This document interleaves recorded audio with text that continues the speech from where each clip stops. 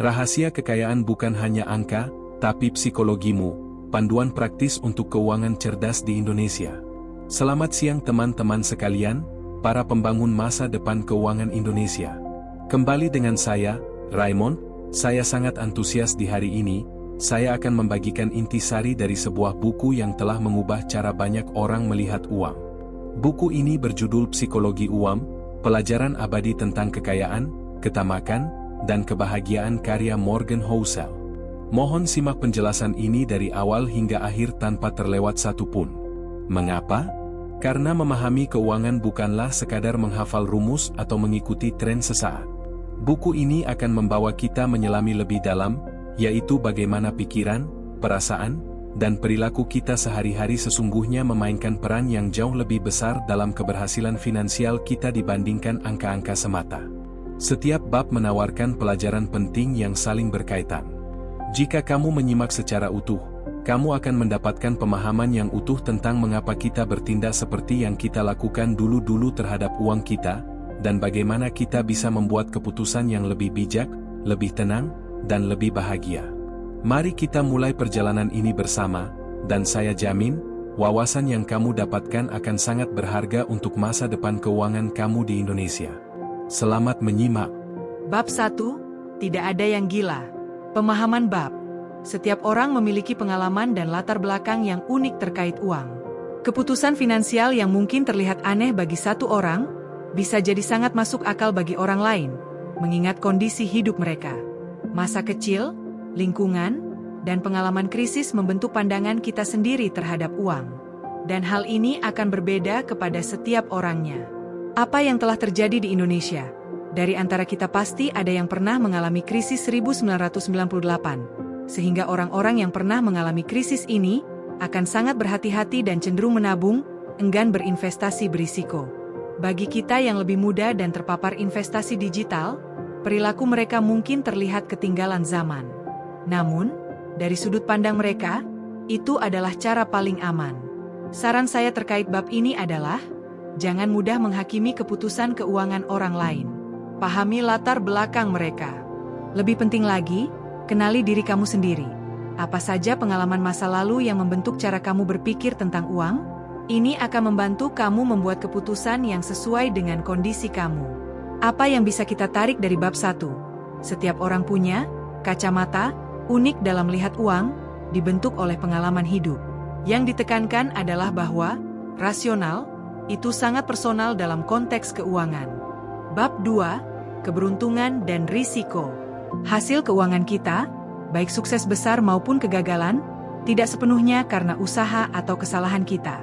Ada peran besar dari keberuntungan, berada di tempat dan waktu yang tepat, dan risiko, hal tak terduga di luar kendali. Apa yang telah terjadi di Indonesia? Pengusaha perdagangan elektronik dengan internet mungkin sukses sekali di tahun 2000-an, kesuksesan ini mungkin bukan karena bekerja keras, tapi hanya karena keberuntungan. Kenapa begitu? Karena internet di negara tersebut mulai masif. Hal ini juga berlaku untuk petani yang gagal panen karena banjir ekstrim juga bukan karena malas, tapi karena risiko tak terduga. Saran saya adalah, akui peran keberuntungan dan risiko. Jangan sombong saat berhasil, dan berempati saat melihat kegagalan. Fokus pada yang bisa kamu kontrol, kerja keras, perencanaan, dan persiapan menghadapi risiko, dana darurat. Apa yang bisa kita tarik dari bab 2? Keberuntungan dan risiko selalu menyertai perjalanan finansial. Yang ditekankan adalah pentingnya kerendahan hati dalam kesuksesan dan empati dalam kegagalan, serta fokus pada hal yang bisa kita kendalikan. Bab 3. Tidak pernah cukup. Pemahaman bab. Manusia punya sifat serakah dan selalu merasa tidak pernah cukup, seberapa banyak pun uang yang dimiliki. Ini bisa mendorong kita mengambil risiko tidak perlu dan merusak kebahagiaan. Penting untuk mengetahui kapan harus berkata, cukup. Apa yang terjadi di Indonesia? Kasus penipuan investasi bodong marak karena orang ingin keuntungan sangat tinggi dalam waktu singkat, merasa tidak cukup dengan keuntungan wajar. Atau orang yang terus bekerja keras sampai mengorbankan keluarga karena merasa belum cukup kaya. Saran saya terkait bab ini adalah, tentukan batasan, cukup, kamu. Apa yang paling penting bagi kamu? Kebebasan waktu, keluarga, kesehatan? Ketika tercapai, bersyukurlah dan jangan ambil risiko berlebihan. Apa yang bisa kita tarik dari bab 3? Sifat selalu ingin lebih bisa jadi bumerang. Yang ditekankan adalah pentingnya memiliki definisi, cukup, dan memahami apa yang tidak bisa dibeli dengan uang. Bab 4. Penggandaan yang membingungkan. Bunga berbunga. Pemahaman bab ini adalah kekuatan bunga berbunga, di mana keuntungan dari investasi juga menghasilkan keuntungan. Efeknya sangat dramatis dalam jangka panjang, membuat kekayaan tumbuh eksponensial, meskipun sulit dibayangkan secara intuitif. Apa yang terjadi di Indonesia? Mahasiswa menyisihkan 100.000 per bulan di reksadana saham selama 30 atau mungkin 40 tahun. Jumlahnya bisa jadi sangat besar di masa pensiun karena kekuatan bunga berbunga yang bekerja secara ajaib. Saran saya terkait bab ini adalah, mulailah berinvestasi sedini mungkin, bahkan dengan jumlah kecil. Disiplinlah dan biarkan uang kamu bekerja melalui bunga berbunga. Bersabarlah dan jangan tergiur menarik investasi terlalu cepat. Apa yang bisa kita tarik dari bab 4? Bunga berbunga adalah kunci pertumbuhan kekayaan jangka panjang paling ampuh. Yang ditekankan adalah kesabaran dan disiplin dalam berinvestasi secara rutin dan jangka panjang. Bab 5. Menjadi kaya versus tetap kaya.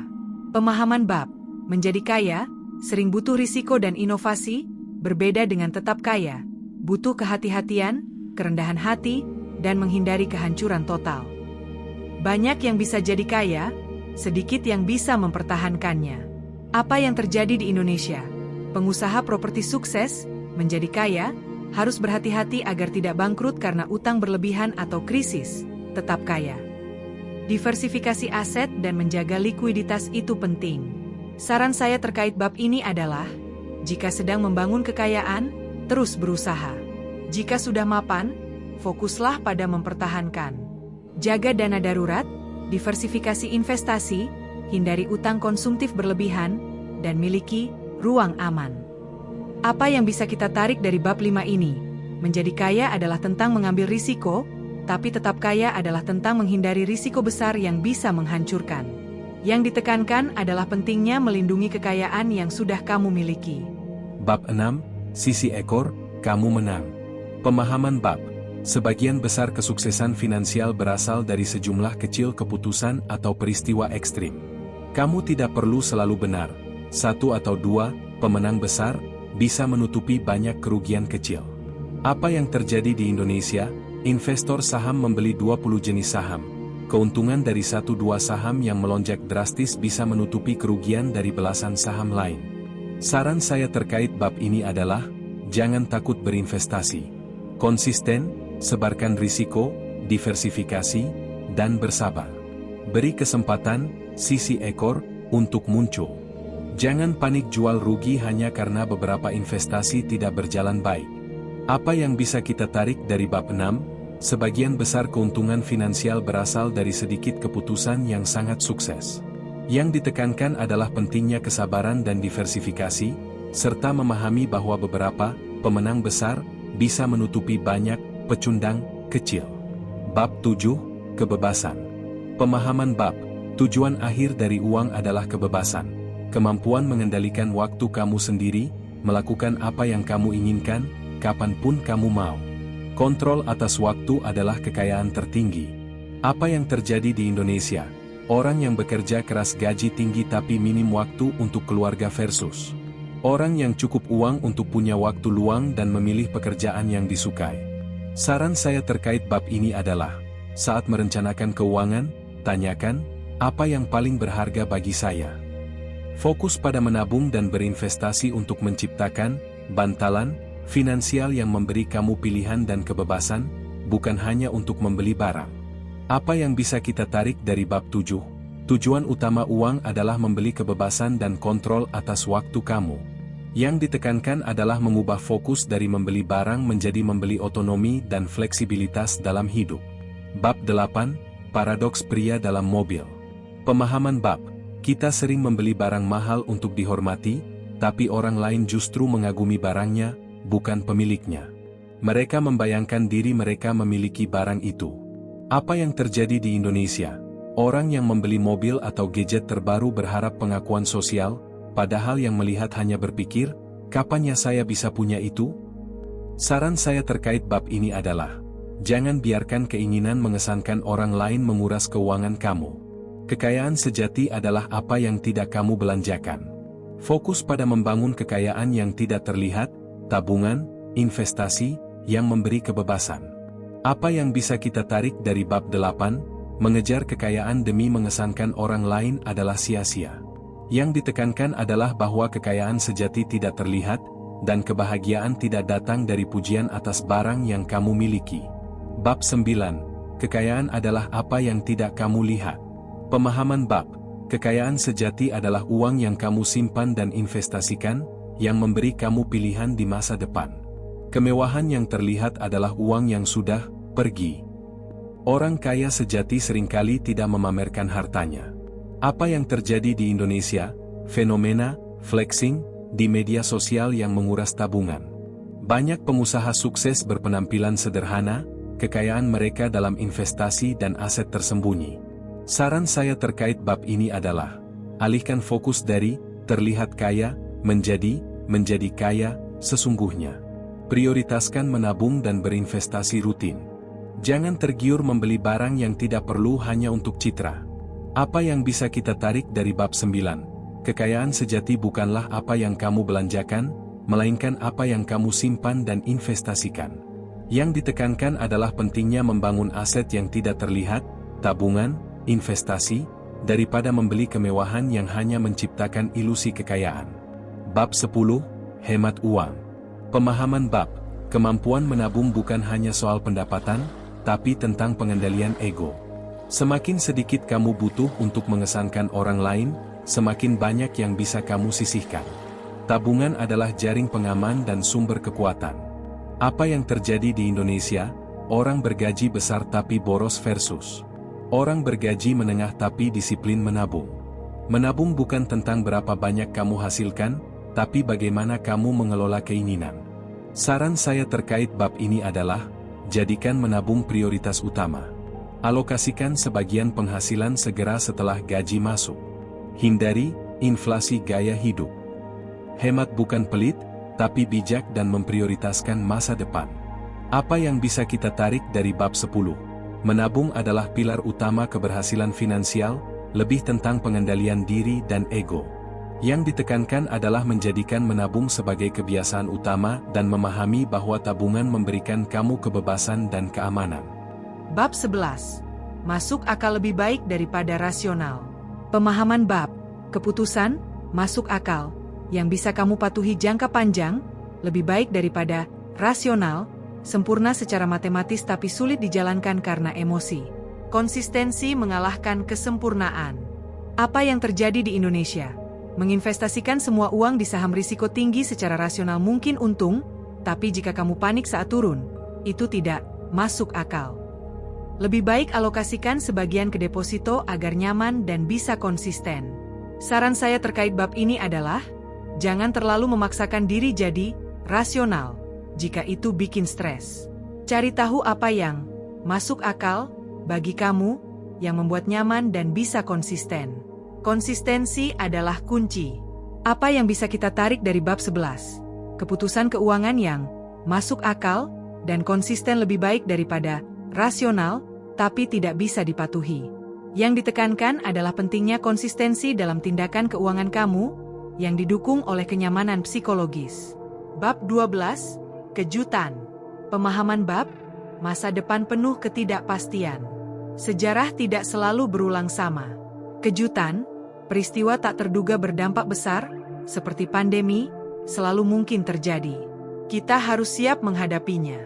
Apa yang terjadi di Indonesia? Pandemi COVID-19 yang tiba-tiba dan memukul banyak sektor ekonomi di Indonesia.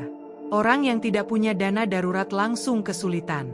Saran saya terkait bab ini adalah, selalu sediakan ruang gerak atau bantalan pengaman. Dana darurat sangat krusial. Jangan terlalu bergantung pada prediksi ekonomi jangka panjang. Fokus pada membangun ketahanan finansial. Apa yang bisa kita tarik dari bab 12? Masa depan itu tidak dapat diprediksi sepenuhnya, dan kejutan besar bisa saja terjadi. Yang ditekankan di sini adalah pentingnya membangun ketahanan keuangan, dan tidak terlalu mengagungkan prediksi masa lalu. Bab 13, Ruang untuk Kesalahan. Konsep ruang untuk kesalahan berarti tidak membuat rencana keuangan terlalu ketat. Sediakan selalu kelonggaran dalam anggaran, investasi, dan utang sebagai perlindungan dari hal-hal yang tidak terduga. Apa yang terjadi di Indonesia? Mengambil cicilan KPR jauh di bawah batas kemampuan maksimal, atau diversifikasi investasi daripada menaruh semua uang di satu saham. Saran saya terkait bab ini adalah, selalu sediakan ruang untuk kesalahan. Ini berarti dana darurat cukup, utang terkontrol, dan investasi tersebar. Anggap ini biaya asuransi untuk ketenangan pikiran. Apa yang bisa kita tarik dari bab 13? Selalu sisihkan ruang untuk kesalahan dalam perencanaan keuangan untuk menghadapi ketidakpastian. Yang ditekankan adalah pentingnya membangun bantalan finansial melalui dana darurat, diversifikasi, dan manajemen utang hati-hati. Bab 14, kamu akan berubah. Pemahaman bab, diri kita hari ini akan berbeda dengan diri kita di masa depan. Tujuan, keinginan, dan prioritas kita akan berubah seiring waktu. Rencana keuangan yang terlalu kaku bisa menjebak. Apa yang terjadi di Indonesia? Mahasiswa yang ambisius bekerja 80 jam per minggu mungkin akan berubah prioritas setelah berkeluarga, lebih memilih waktu bersama keluarga daripada uang. Saran saya terkait bab ini adalah, rencanakan keuangan dengan fleksibilitas. Jangan terpaku pada satu tujuan jangka panjang yang terlalu spesifik. Miliki investasi yang lebih cair dan cukup untuk dana darurat yang dapat memberikan pilihan di masa depan. Apa yang bisa kita tarik dari bab 14? Tujuan dan prioritas hidup kamu akan berubah seiring dengan waktu. Yang ditekankan di sini adalah pentingnya membangun keuangan yang bisa beradaptasi dengan perubahan diri kamu di masa depan. Bab 15, tidak ada yang gratis. Pemahaman bab, segala sesuatu dalam investasi selalu ada harga yang harus dibayar. Keuntungan tinggi akan datang dengan risiko yang juga tinggi. Stabilitas datang dengan pengembalian lebih rendah. Biaya, ini bisa berupa volatilitas, ketidakpastian, ataupun waktu. Apa yang terjadi di Indonesia? Ingin untung besar dari saham? Maka bersiaplah dengan naik turunnya harga, volatilitas. Ingin yang lebih stabil? Terima keuntungan deposito yang lebih kecil. Seperti kata pepatah, tidak ada makan siang yang gratis. Saran saya terkait bab ini adalah, pahami bahwa setiap potensi keuntungan selalu ada biaya ataupun risiko. Jangan cari jalan pintas tanpa risiko. Sesuaikan strategi investasi kamu dengan toleransi risiko yang bisa kamu terima. Apa yang bisa kita tarik dari bab 15? Setiap hasil finansial memiliki biaya atau risiko yang harus dibayar. Yang ditekankan di sini adalah pentingnya memahami dan menerima biaya atau risiko yang menyertai setiap keputusan investasi yang kamu ambil. Bab 16, kamu dan saya. Pemahaman bab, apa yang berhasil bagi orang lain, ahli, berita, teman, belum tentu relevan dengan situasi keuangan pribadi kamu. Setiap orang memiliki tujuan, jangka waktu, dan juga toleransi risiko yang berbeda. Apa yang terjadi di Indonesia? Mengikuti saran influencer investasi tanpa mempertimbangkan modal, tujuan, atau risiko pribadi kamu sama saja itu menjerumuskan diri kamu sendiri ke lembah kelam. Saran saya terkait bab ini adalah, kenali diri kamu dan tujuan keuangan kamu. Jangan mudah terpengaruh dari kebisingan pasar semata. Selalu fokus pada rencana keuangan pribadi kamu dan patuhi itu secara ketat. Apa yang bisa kita tarik dari bab 16? Jangan membandingkan diri kamu dengan orang lain dalam hal investasi atau keuangan. Ingat, setiap orang memiliki daya resiko yang dapat diterima, yang tentunya berbeda di setiap orang. Yang ditekankan di sini adalah pentingnya untuk membuat rencana keuangan yang personal dan mematuhinya. Bab 17, pesimisme terjual, optimisme membayar. Pemahaman bab, berita buruk atau pesimisme atau ketakutan pasti akan lebih menarik perhatian banyak orang.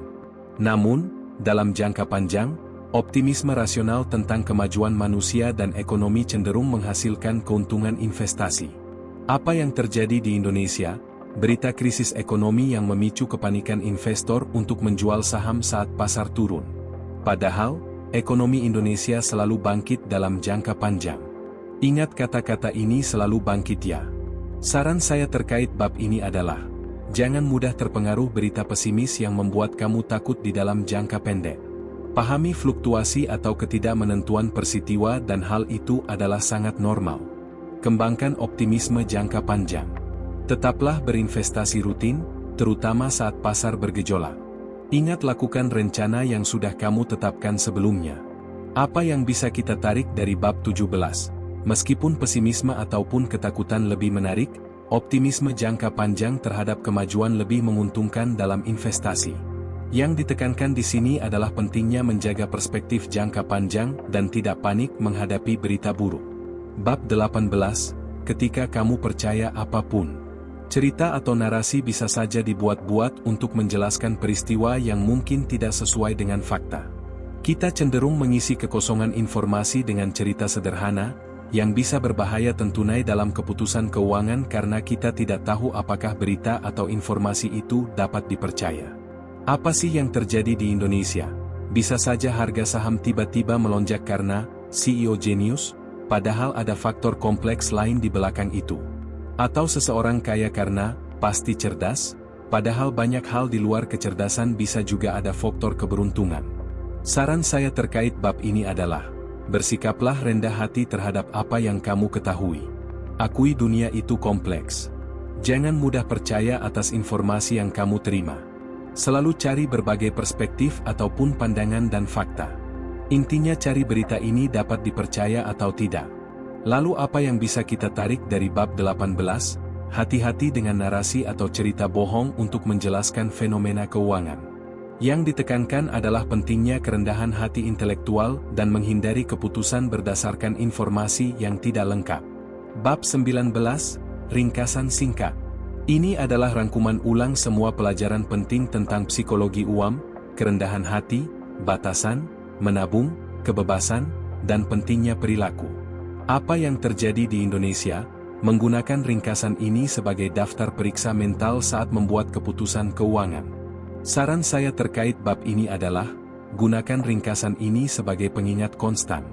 Renungkan poin-poinnya setiap kali kamu dihadapkan pada keputusan uang. Apa yang bisa kita tarik dari bab 19?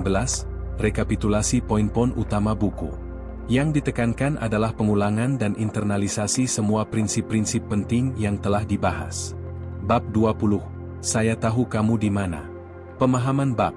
Prioritaskan, bertahan hidup, secara finansial yaitu mampu tetap bermain, berinvestasi, menabung, dalam jangka panjang, bahkan jika harus mengorbankan potensi keuntungan maksimal jangka pendek. Hidup lebih lama di pasar adalah kunci utama. Apa yang terjadi di Indonesia? Seorang pengusaha yang tidak ingin perusahaannya menjadi yang terbesar, tapi cukup untuk selalu bisa bertahan dalam segala kondisi ekonomi. Saran saya terkait bab ini adalah, jadikan, bertahan hidup, secara finansial sebagai tujuan utama. Ini berarti dana darurat kamu harus kuat, utangmu terkendali, dan berinvestasilah dalam jangka panjang. Hindari spekulasi berlebihan yang bisa membuat kebangkrutan. Apa yang bisa kita tarik dari bab 20? Prioritaskan kemampuan untuk bertahan dan tetap berada dalam permainan keuangan dalam jangka panjang. Yang ditekankan di sini adalah ketahanan keuangan sebagai kunci utama kesuksesan jangka panjang. Kesimpulan akhir. Apa sih yang harus dilakukan teman-teman di Indonesia sekarang ini? Dari seluruh pelajaran berharga di buku Psikologi Uang, ada beberapa tindakan nyata yang paling krusial dan harus kamu terapkan dalam kehidupan sehari-hari di Indonesia. 1. Mulai sekarang. Jadikan menabung sebagai prioritas utama, bukan sisa. Ini adalah pondasi. Setelah gaji masuk, alokasikan sebagian langsung ke tabungan dan investasi kamu. Jangan tunggu sisa pengeluaran. 2. Bangun dan pertahankan dana darurat yang kuat. Ini adalah jaring pengaman kamu dari kejutan tak terduga. Idealnya, miliki dana darurat yang cukup untuk menutupi 3-6 bulan pengeluaran wajib kamu. Ini adalah ruang untuk kesalahan paling vital. 3. Fokus pada tujuan kebebasan finansial, bukan pamer kekayaan. Uang seharusnya menjadi alat untuk membeli kebebasan waktu, pilihan, dan ketenangan pikiran kamu. Hindari godaan untuk membeli barang-barang yang tidak perlu hanya untuk mengesankan orang lain. Kekayaan sejati itu tidak terlihat. 4. Investasi itu perjalanan jangka panjang, bukan balapan jangka pendek. Manfaatkan kekuatan bunga berbunga dengan berinvestasi secara rutin dan disiplin. Jangan panik saat pasar bergejolak, dan jangan mudah tergiur dengan janji keuntungan instan yang tidak masuk akal. Sabar adalah teman terbaik kamu. 5. Kenali diri kamu sendiri, dan batasan kamu. Pahami profil risiko kamu, tujuan hidup kamu, dan cukup kamu. Buatlah rencana keuangan yang masuk akal bagi kamu pribadi, yang bisa kamu patuhi secara konsisten, daripada mengejar kesempurnaan rasional yang membuat stres. 6. Selalu beri ruang untuk kesalahan dan fleksibilitas. Hidup itu tidak linier, ada banyak perubahan. Hindari utang yang terlalu besar. Diversifikasi investasi kamu. Beri diri kamu kelonggaran untuk beradaptasi dengan perubahan hidup atau kondisi ekonomi yang tidak terduga. 7. Jangan mudah terpengaruh orang lain dan berita. Fokus pada permainan keuangan kamu sendiri. Apa yang berhasil bagi orang lain belum tentu cocok untuk kamu. Tetaplah optimis realistis tentang potensi pertumbuhan ekonomi Indonesia dalam jangka panjang, dan jangan biarkan pesimisme jangka pendek mengendalikan keputusan kamu. Singkatnya teman-teman, keberhasilan finansial sebagian besar adalah tentang perilaku dan psikologi, bukan hanya kecerdasan finansial atau keberuntungan semata. Dengan memahami dan menerapkan prinsip-prinsip dalam buku psikologi uang ini, kamu akan memiliki fondasi yang kokoh untuk membangun masa depan finansial yang lebih kuat, lebih aman, dan lebih bahagia di tengah dinamika kehidupan di Indonesia. Terima kasih banyak atas waktu dan perhatian kamu. Semoga pemahaman ini menjadi bekal berharga bagi perjalanan keuangan kamu.